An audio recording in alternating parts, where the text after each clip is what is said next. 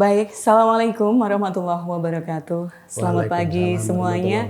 Alhamdulillah pagi ini kita kembali berada di program Obsesi Obrolan Sehat Sahur Dini Hari 94,2 Gemasri FM bersama dengan RSU Muhammadiyah Ponorogo. Apa kabar Anda teman-teman semuanya? Sehat. Semoga tetap baik, semoga tetap sehat ya. Alhamdulillah.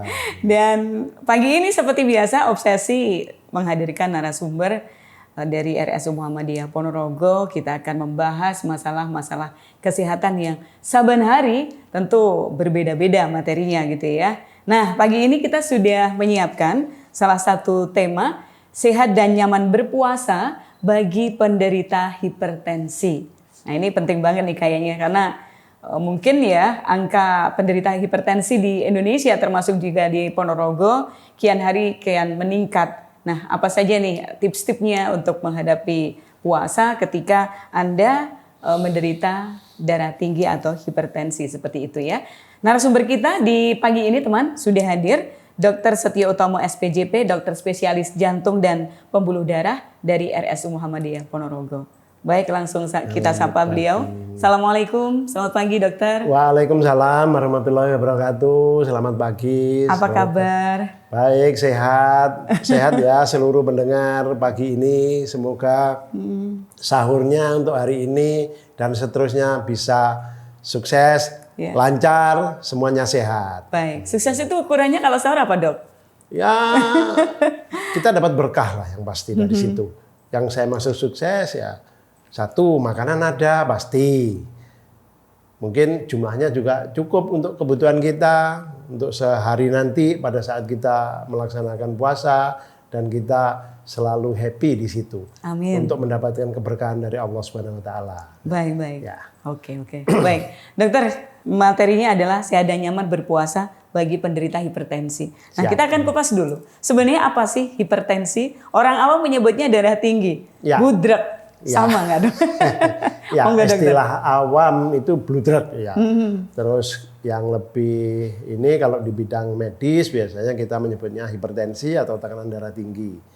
Nah, apa yang dimaksud dengan tekanan darah tinggi itu adalah tekanan darah yang melebihi dari normal, di mana batasnya untuk usia dewasa, yang dimaksud dewasa itu di atas 13 tahun.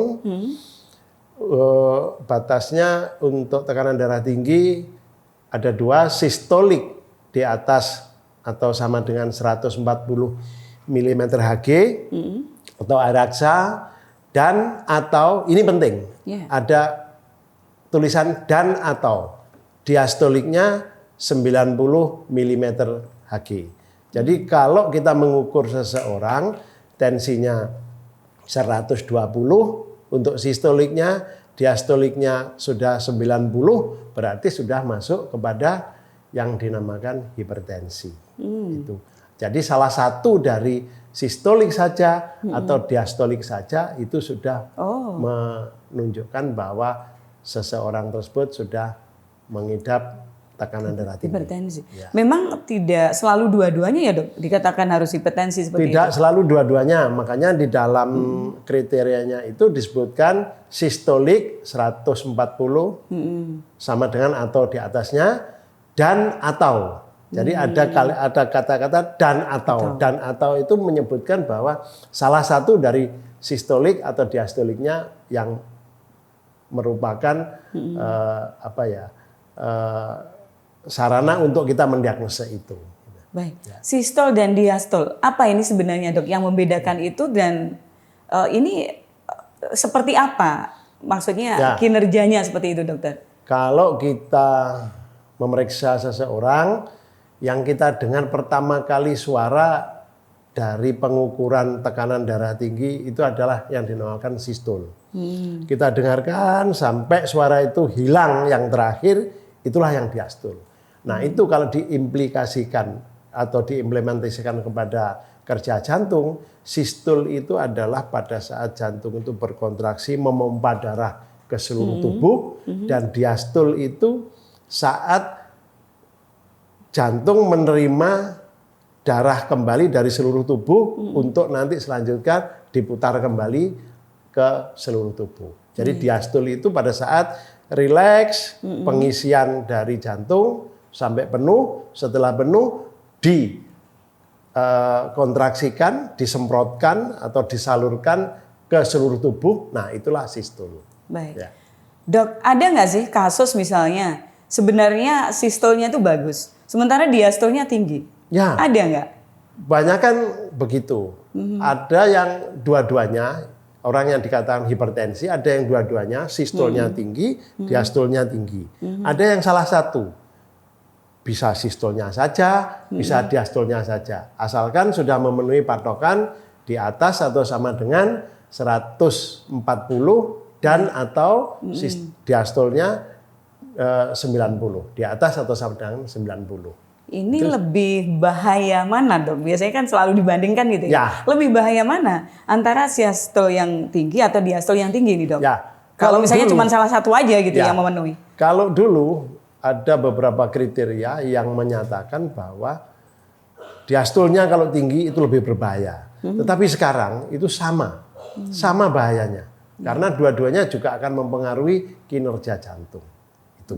Ya. Baik. Tadi dokter menyebutkan bahwa usia 13 tahun gitu ya. Kalau tidak salah seperti itu. Betul. Memang ini untuk jantung atau hipertensi ini, dokter, ini hanya dialami oleh kalangan usia tua atau bagaimana sebenarnya? Nah, tidak. Jadi begini, hipertensi itu bisa diidap oleh siapapun. Mulai anak umur di atas 1 tahun sampai dengan dewasa.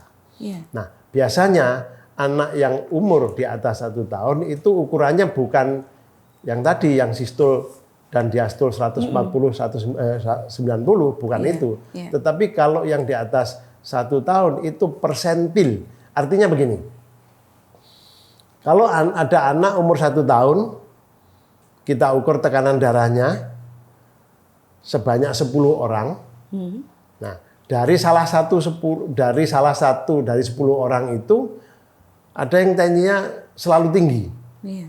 95% persentil dari 10 orang itu dia termasuk seseorang yang mengidap tekanan darah tinggi. Jadi kalau diimplementasikan gimana ya? Jadi kita ukur anak yang usianya, tinggi badannya, berat badannya kira-kira setara, hampir sama. Dari situ diukur rata-rata dari 10 orang itu. Kalau ada satu penderita yang kira-kira selalu lebih tinggi, 95% lebih, berarti dia sudah mengidap penyakit tekanan darah tinggi. Yang dianggap normal itu kalau di bawah 90 persentil. Jadi kalau kita mengukur satu orang dari 10 orang ini, satu orang ini sama terus, tidak sampai melebihi 95 persentil, itu masih dianggap normal. Ya. Kenapa, Dok, itu terjadi? Anak-anak bisa kena hipertensi? Banyak sebab, karena kalau menurut pembagiannya tekanan darah tinggi atau hipertensi itu dibagi 2. Satu, hipertensi esensial atau hipertensi primer. Yang kedua, hipertensi sekunder. Yang hipertensi primer atau esensial itu 90% penyebabnya tidak diketahui. Bisa karena keturunan, bisa karena obat-obatan, dan lain sebagainya. Yang 10% yang disebut sekunder, hipertensi sekunder, itu biasanya disebabkan oleh penyakit, kebanyakan. Terutama penyakit-penyakit ginjal, diabetes, atau kencing manis. Itu. Artinya ada komplikasi di dalamnya gitu ya? Biasanya ada penyebabnya ini kebanyakan penyakit. Baik. Kalau genetik ini mutlak nggak, Dok?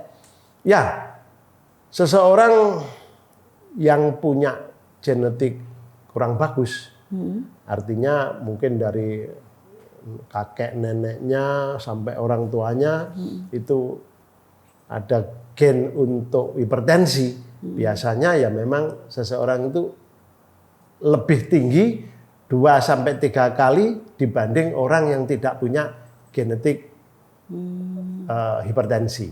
Jadi boleh dikatakan keturunan, tapi tidak mutlak. Cuman kasusnya atau kejadiannya memang bisa meningkat lebih tinggi, lebih tinggi daripada orang yang tidak punya keturunan hipertensi. Artinya sebenarnya bisa dicegah ya dalam Ya, hal ini bisa ya, dicegah. hipertensi ya. Bisa dicegah. Ya. Genetik ada, tapi Ada. kalau misalnya pola atau gaya hidup yang sehat, insya Allah itu bisa dicegah sebenarnya. Itu yang ya. penting. Jadi sebetulnya hipertensi itu ya kalau statistik di Indonesia merupakan pembunuh nomor 4. Wah, masih jadi momok berarti Iya, Dok ya? masih tinggi. Pembunuh nomor 4 dari seluruh penyakit. Yang Terus, pertama apa Dok itu? Yang pertama penyakit jantung. Jantung. Ya, penyakit jantung terutama penyakit jantung koroner. Iya. Itu yang nomor 1. Dan ini hipertensi dengan penyakit jantung koroner ini memang ada hubungannya. Iya, iya. Ya. Terus kedua, kejadian di Indonesia menurut survei dari kesehatan Kemenkes itu menempati 31% kejadiannya sekarang. Padahal kira-kira 3-5 tahun yang lalu kejadiannya itu baru sekitar 27-28%. Wah, peningkatannya Jadi tajam meningkat berarti ya? lebih tinggi. Nah, kenapa? Nah, tadi hubungannya dengan pertanyaan panjenengan tadi, bagaimana dengan lifestyle? Nah, inilah yang menyebabkan kemungkinan kejadian hipertensi ini meningkat karena lifestyle kita jadi berbeda. Mohon maaf, ya sekarang banyak orang yang bekerja di belakang komputer, sehingga banyak duduk. Mager. Tidak banyak aktivitas. Padahal kita dulu zaman kita menghidupkan TV aja kita harus datang ke TV-nya untuk kita Pencet tombol powernya gitu ya. Kalau sekarang enggak, semua pakai remote. Ya, nah itu aktivitas kita jadi berkurang. Kedua, mungkin orang bekerja di kantor itu ya sampai sore sehingga mungkin malam atau setelah pulang kerja itu agak malas. Nah ini inaktivitas inilah yang menyebabkan kejadian-kejadian meningkat. Itu pertama. Kedua, ya pola hidup kita yang kurang sehat mungkin. Makanan siap saji itu juga sangat mempengaruhi. Iya.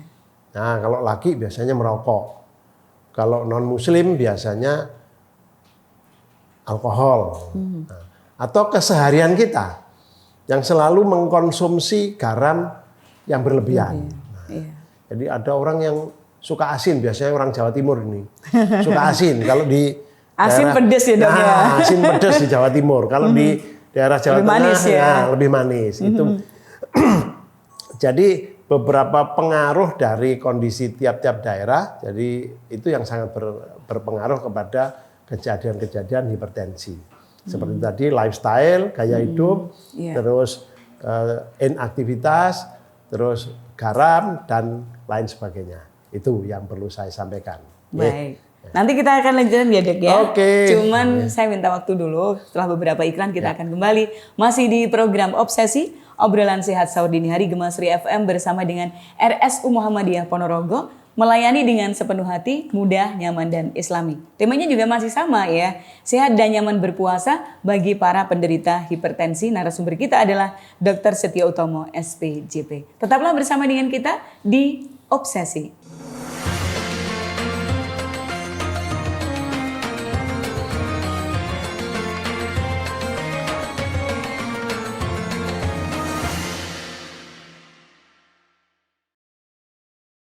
Baik teman, kita lanjutkan perbincangan kita di program Obsesi, obrolan sehat sahur dini hari Gemasri FM pagi ini. Kita juga masih membahas soal sehat dan nyaman berpuasa bagi penderita hipertensi bersama Dr. Setio Utomo, SPJP ya. Tadi kita sudah simak bagaimana penjelasan Dr. Setio Utomo di pagi ini, apa yang dimaksud dengan hipertensi, kemudian faktor-faktornya dan sebagainya begitu ya. Nah, kita juga ingin tanyakan ini soal gejala dan tanda-tanda dari hipertensi. Apakah benar ini Dok, kata orang-orang kalau orang itu suka marah, kemudian suka tantrum, gitu kan musimnya sekarang ya Dok ya. Itu adalah tanda awal dari hipertensi Dokter. Monggo Dokter. Sebetulnya begini, kita kembalikan aja ke faktor risiko yang tadi disampaikan. Kan masih banyak. Jadi kalau saya runtut, faktor risiko itu ada 2. Pertama, yang bisa dimodifikasi atau bisa diobati. Iya. Yang kedua, yang tidak bisa diobati. Ya. Yang bisa diobati, ya termasuk penyakit. Nanti saya sebutkan. Yang tidak bisa diobati itu termasuk gender atau jenis kelamin. Oh. Ya, terus keturunan yang tadi. Genetik ya. Genetik. Terus usia. Nah, itu yang tidak bisa diobati karena dokter tidak bisa akan mengobati seseorang yang sudah umur 60 tahun. Oh, lebih susah ya, Dok, ya? Menjadi 30 tahun gitu nggak bisa ya. Jadi diobati maksudku umurnya direndahkan itu nggak akan bisa. Jadi itu yang tidak bisa diobati. Ada beberapa yang bisa diobati yang termasuk faktor yang bisa dimodifikasi seperti diabetes atau kencing manis. Nah, kebanyakan orang sekarang stres. Nah, stres inilah yang susah. Karena dokter itu ya sebatas bisa memberi petuah saja. Dari stres inilah sebetulnya seseorang akan mudah terjadi hipertensi. Karena hormon-hormon yang merugikan di dalam tubuh manusia itu akan muncul semuanya. Dan itu akan mempengaruhi seluruh tubuh, organ-organ tubuh, mulai dari organ yang utama sampai pembuluh darah. Sehingga kejadian hipertensi pasti akan meningkat. Nah, ini yang dikatakan mana yang dulu orang marah-marah jadi hipertensi atau orang hipertensi jadi marah-marah. Nah, ini kedua-duanya memang kayak menebak duluan mana telur dan ayam gitu ya, Dok, ya? Betul. Kalau saya ditanya duluan mana telur dengan ayam, saya jawabnya telur. Tapi kalau ditanya ayam dengan telur, saya jawabnya ayam. Karena yang disebutkan pertama itu yang di situ. Tapi kalau kita analogkan, memang susah antara telur dengan ayam mana yang duluan. Antara hipertensi dengan orang marah-marah, keduanya ini memang saling berhubungan. Jadi ya stres tadi. Terus penyakit-penyakit yang lain yang tadi saya sebutkan mungkin ya penyakit ginjal, kencing manis, kolesterol. Nah, itu penyakitnya. Terus kebiasaan kita merokok. Ya, tidak pernah olahraga, terus alkohol, terus ya stres tadi. Nah, sekarang sudah banyak orang-orang yang stres. Katakan kalau di Ponorogo sih mungkin enggak atau belum ya. Sama aja, Dokter. Ya, sama aja. Kalau di kota besar mau berangkat ke kantor gitu aja naik mobil macet. Ah, ini sudah mulai membuat ya hormon-hormon yang merugikan semuanya itu muncul itu. Jadi mungkin lebih besar prevalensinya di kota besar dibandingkan dengan kota kecil ya. Betul. Ya, betul itu. Nah, jadi ya bersyukurlah kita yang hidup di Ponorogo yang lebih tenang begini ya, macet sih enggak. Nah, ya kadang-kadang kalau hari raya aja macet ya. Nanti bentar lagi ya kita kan sudah sahur sudah berapa kali ini ya, kan tinggal 2 minggu lah kalau. Gitu ya. Sempat mikir juga kemarin waktu Banbe kan rame banget itu, Dok. Iya. Banyak yang stres juga katanya sih. Tapi sekarang kan sudah terbiasa. Oke. Ya. Baik, Dok. Tadi Panjenengan juga sempat menyebutkan soal gender, Dok. Ini maksudnya gimana, Dok? Apakah ini lebih berpotensi atau perempuan dan laki-laki ini bagaimana untuk dia bisa menderita hipertensi, Dokter? Ya, secara teori seorang laki-laki itu terjadi hipertensi 2-3 kali lebih tinggi daripada wanita. Jadi lebih berpotensi pria. Ya, tetapi ada tetapinya. Nah, wanita yang sudah menopause, sudah tidak menstruasi, kejadiannya terbalik. Justru wanita yang demikian kejadian hipertensinya lebih tinggi. 2 sampai 3 kali lebih tinggi daripada pria yang seusianya. Apa ini yang menjadi faktornya, Dokter? Ini yang perlu diketahui karena seseorang, terutama wanita yang waktu belum menopause itu mempunyai hormon estrogen yang sangat tinggi, sehingga hormon estrogen ini bisa membackup, mengcover seluruh organ di dalam tubuh, terutama pembuluh darah, untuk lebih bagus. Terutama elastisitasnya. Jadi dia seperti karet itu elastis, sehingga kalau ada aliran darah lewat dia bisa mengembang, menciut lagi itu dengan enaknya. Tapi begitu dia sudah kehilangan atau berkurangnya estrogen ini, terutama elastisitasnya ini sudah mulai jauh berkurang, sehingga terjadi rigid kaku. Nah, karena kekakuan inilah sehingga perlu dorongan untuk mengalirkan darah itu ke organ-organ yang dibutuhkan atau yang membutuhkan oksigen atau darah dari jantung tersebut. Wah, gawat ini berarti bagi perempuan ya Dok ya? Memang harus dimengerti. Harus dimengerti. Makanya ibu-ibu itu sebetulnya menurut saya sih manusia paling unik ya. Kalau enggak mau dibilang antik, unik gitu ya. Kalau antik itu kesannya kok seperti apa barang-barang antik gitu. Kalau ini unik. Nah, ibu-ibu Ras paling kuat di dunia ya, sekarang ibu. Betul, ibu bisa melahirkan. Bayangkan 9 bulan membawa seorang bayi di dalam perutnya. 9 bulan. Nggak pakai jaret ya Dok ya? Iya, nggak pakai apa-apa. Hanya perutnya saja yang mengikat. Kedua, mempunyai hormon yang bisa proteksi terhadap seluruh organ tubuh yang namanya estrogen tadi, tetapi pada suatu saat akan hilang atau berkurang, dan inilah mulai biasanya munculnya berbagai macam penyakit. Jadi termasuk hipertensi itu tidak akan terjadi pada wanita-wanita yang belum menopause atau kejadiannya kecil, tapi begitu dia menopause ya, akan biasanya meningkat, akan meningkat gitu. Bisa nggak Dok itu digantikan yang estrogen itu Dok? Nah, memang bisa ada, dibelikan gitu misalnya. Ya, memang ada terapi estrogen. Oh. Ada beberapa, ini terutama dokter kandungan yang biasanya menggunakan terapi estrogen.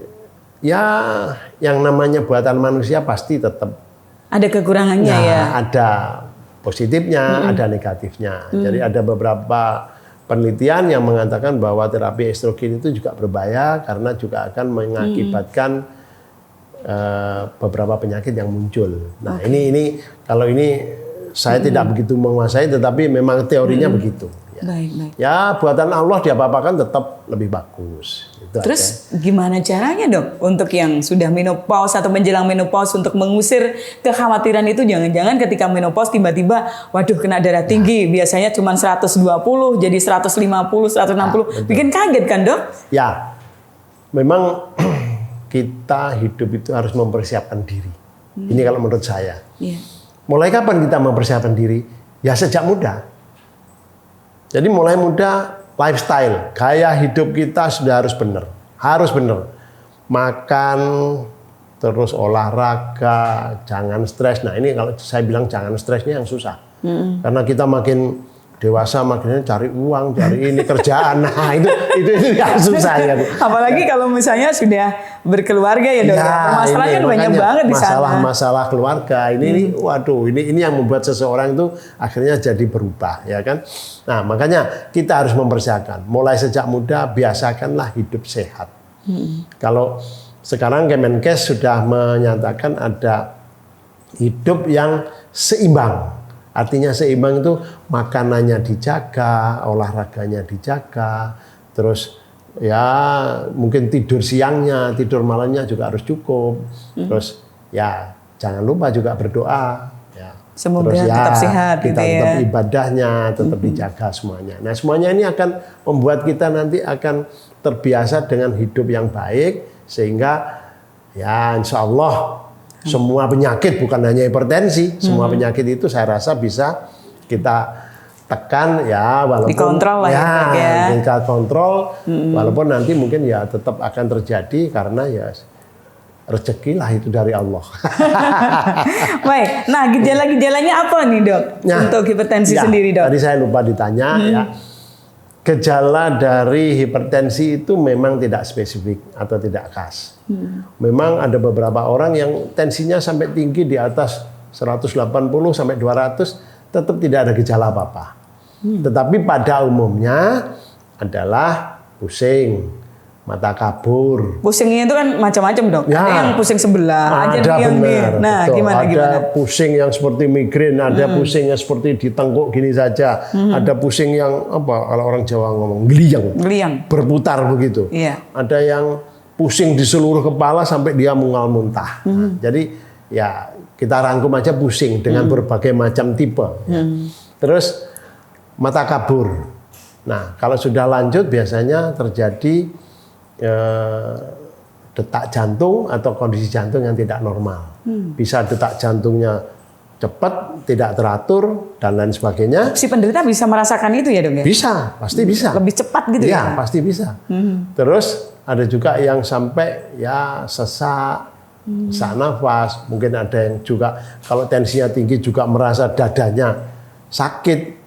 Kalau orang Jawa bilangnya ampek gitu. Nah, apa ya? Rasanya sesak gitu lah. Kayak penuh gitulah. Iya. Nah, itu yang gejala-gejala yang umum tetapi yang perlu diwaspadai adalah seseorang yang tensinya tinggi tetapi tidak punya gejala yang khas. Ini justru yang berbahaya. Karena tiba-tiba dia akan mohon maaf mendapat sesuatu yang kita tidak inginkan.